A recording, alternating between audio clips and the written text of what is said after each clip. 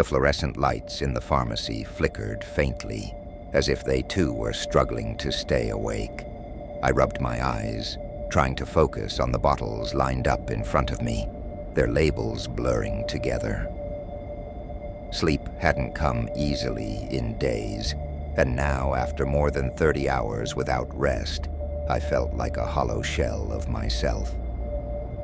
Working night shifts at the hospital was draining on the best of days, but tonight, the weight of exhaustion made every movement feel sluggish, like I was wading through molasses.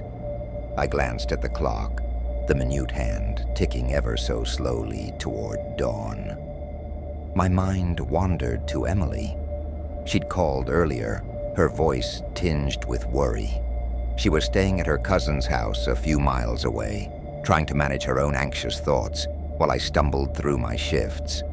I had tried to reassure her, but the truth was, I barely had the energy to hold the phone, let alone make promises I wasn't sure I could keep. The hospital at night was a different world. The usual hum of activity was replaced with an uneasy stillness, punctuated by the occasional beep of a monitor or the squeak of a gurney wheel. Parts of the building were under renovation, including the entire 4th floor, which loomed like a ghost above the bustling wards below. Even the elevators seemed to avoid it, their buttons taped over to discourage curious visitors. On my way back to the pharmacy from the nurse's station, I found myself near the stairwell that led to the 4th floor. A faint metallic smell hung in the air, mixed with the scent of fresh paint and disinfectant. The door to the stairwell creaked open slightly, as if inviting me to take a closer look. I shook my head and kept walking. I'd heard enough stories from the night staff to know better. That floor was off limits for a reason. Back in the pharmacy, I worked in silence, the rhythmic tapping of my pen on the counter the only sound. That's when I heard it, the soft, deliberate knock of something, or someone, on glass. I froze, the hairs on the back of my neck standing up. Slowly, I turned toward the sound. Through the narrow window of the pharmacy door, I saw a figure in the distance. It was a man, dressed in what looked like an old security uniform, standing perfectly still. His face was obscured by the dim light of the hallway. I blinked, and he was gone. I tried to convince myself it was nothing. A trick of the light, perhaps, or my overtired mind playing games with me. But the unease lingered. By the time my break rolled around, I found myself dialing Emily's number, needing to hear her voice. She answered quickly, her tone a mix of relief and concern. "You sound awful, Daniel," she said. "Please, promise me you'll rest when you can." I mumbled a response, not wanting to admit that the idea of resting felt as far away as the sunrise.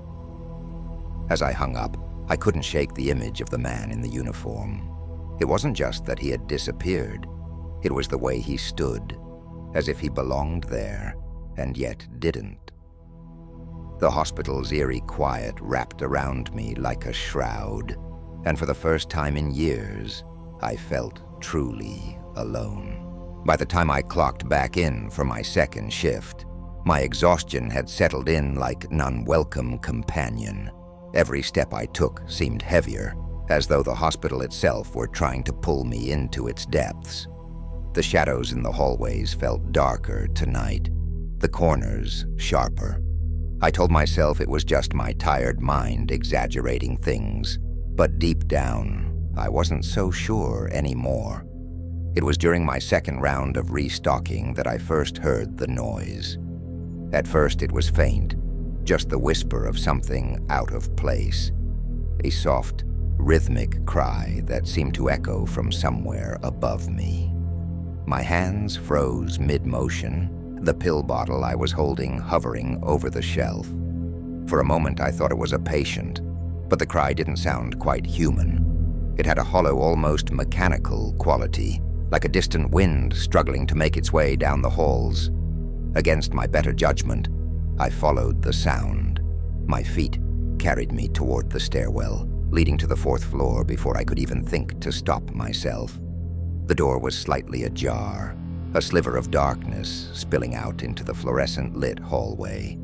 I hesitated for a long moment, listening to the uneven thud of my heartbeat in my ears. Then, steeling myself, I pushed the door open and stepped into the stairwell.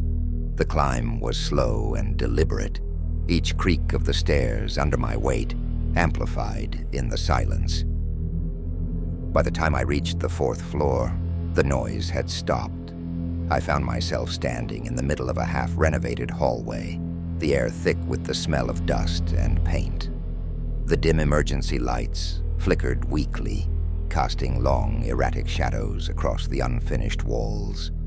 I spotted a single door slightly ajar at the end of the corridor. My heart sank. Pushing the door open, I found a dark, empty room. But as my eyes adjusted, I saw him. The figure of an old man lying on a bed, his body jerking violently in what looked like a seizure. My instinct as a pharmacist kicked in, and I moved toward him, fumbling for the light switch. "Sir, are you?"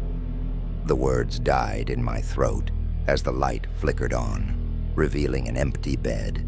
There was no old man, no sign of anyone, just me and the stale, oppressive air of the room.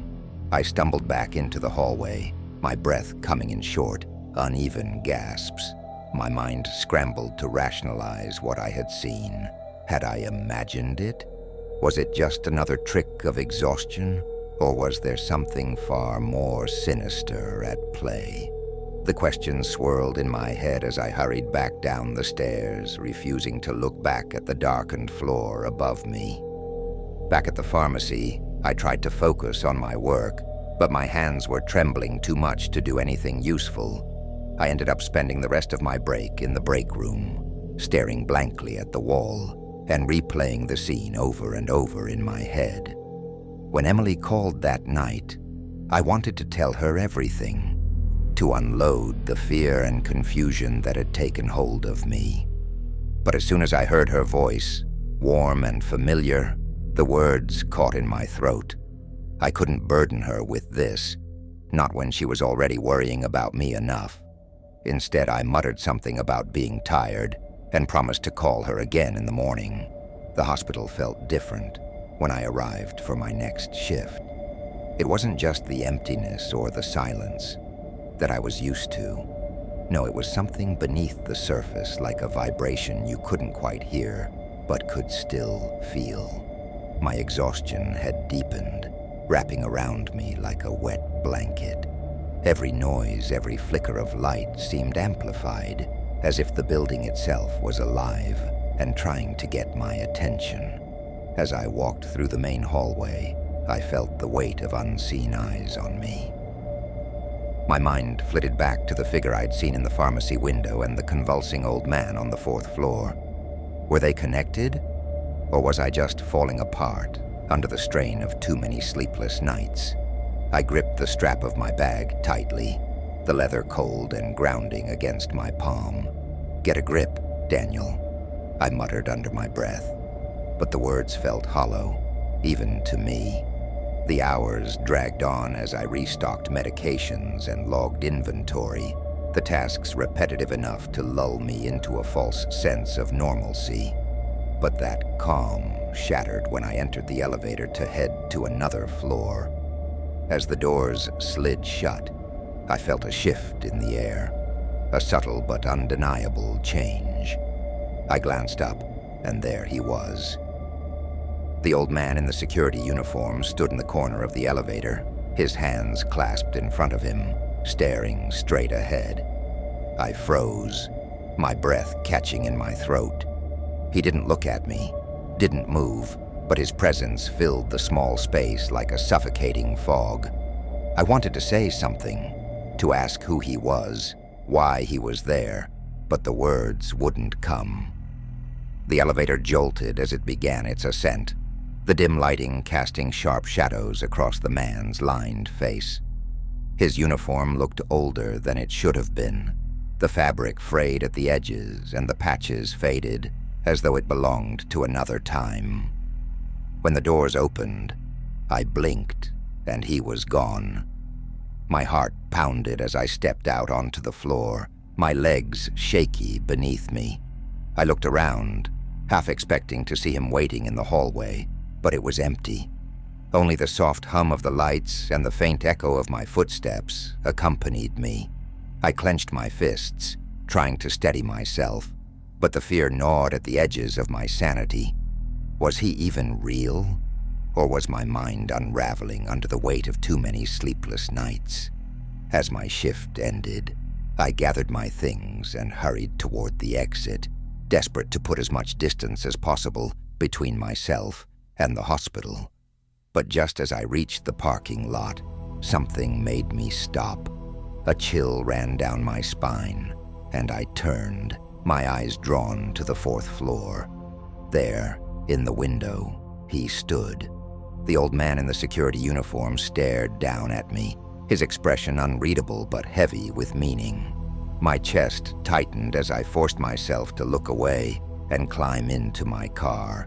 The drive to Emily's cousin's house felt like a blur, the lines on the road blending together in the soft glow of the streetlights. When I finally arrived, Emily was waiting for me at the door, her face pale with concern. She hugged me tightly, but I couldn't find the strength to return it fully. "What's wrong?" she asked, her voice trembling. I wanted to tell her everything, to spill the fear and confusion that had taken root in me. But instead I shook my head and said, "It's nothing, just tired." Even as the words left my mouth, I knew they were a lie. I spent the next morning lying in bed at Emily's cousin's house, staring at the ceiling. Emily tried to coax me into talking, but I couldn't bring myself to explain what had happened. The words felt tangled in my throat, as if speaking them aloud would make the events all too real. Her concern weighed on me, but so did the image of that old man in the security uniform, staring at me from the hospital window. Every time I closed my eyes, I saw him again, his expression blank yet unnervingly knowing. As the day wore on, I felt an unbearable pull to return to the hospital. It wasn't just the sense of duty that came with my job. It was something deeper, almost primal. I needed answers, even if they scared me. Emily pleaded with me not to go. Her voice cracked as she begged me to take a night off, to let someone else cover my shift. But I shook my head, forcing a weak smile that I hoped would reassure her. "It's just work," I said, though we both knew that wasn't the truth. The hospital was quieter than usual when I arrived, the kind of silence that felt oppressive rather than peaceful. I avoided the 4th floor at first, throwing myself into tasks on the lower levels to keep my mind occupied. But the strange occurrences hadn't stopped. Lights flickered in rooms that should have been empty, and once as I passed an exam room, I thought I saw a shadow dart across the wall. When I stepped inside to investigate, the room was empty, the faint smell of antiseptics lingering in the air. It wasn't until the middle of the night, during my 3rd round of checks, that I heard it again, that soft, deliberate tapping. My stomach twisted as I realized it was coming from the stairwell leading to the 4th floor. I hesitated, my body screaming at me to turn around, to walk away and pretend I hadn't heard anything. But something deeper, something I couldn't quite name, pushed me forward. Slowly I climbed the stairs, the sound growing louder with each step. When I reached the top, I found him waiting for me. The old man in the security uniform was sitting in a chair in the middle of the hallway, his hands resting on his knees. He didn't move as I approached, his eyes locked onto mine with a gaze that felt almost tangible. My throat tightened, and I stopped a few feet away, unable to take another step. "Who are you?" I finally managed to ask, my voice trembling. He didn't respond. Instead, he smiled, a slow, deliberate smile that sent a chill down my spine. Before I could react, the lights flickered and went out, plunging the hallway into darkness. My breath came in shallow gasps as I fumbled for my phone, its weak glow barely illuminating the space around me. When the lights came back on, the hallway was empty. The chair was gone, and so was the old man. My legs felt like jelly as I stumbled back down the stairs, my mind racing with questions I didn't know how to answer. By the time my shift ended, I couldn't get out of the hospital fast enough. I practically ran to my car, the cold night air biting at my skin. But as I turned the key in the ignition, I felt the weight of the night settle over me like a suffocating blanket. Even as I drove away, the hospital loomed in my rearview mirror, its shadow stretching impossibly far. I didn't look back at the fourth-floor window. I couldn't. I knew he'd be there, watching, waiting. The sunrise painted the horizon in soft hues of pink and gold as I pulled into the driveway of Emily's cousin's house. But the light didn't bring the relief I had hoped for. Instead, it only seemed to highlight the growing divide between the world I once knew and the one I now inhabited. I stepped inside, the warmth of the house a stark contrast to the chill I carried with me. Emily greeted me, her eyes filled with worry, but I couldn't meet her gaze. "I think you should quit," she said softly, her voice barely above a whisper. I nodded, though I didn't know if I could. The hospital wasn't just a job anymore. It had become something else entirely, something I couldn't walk away from.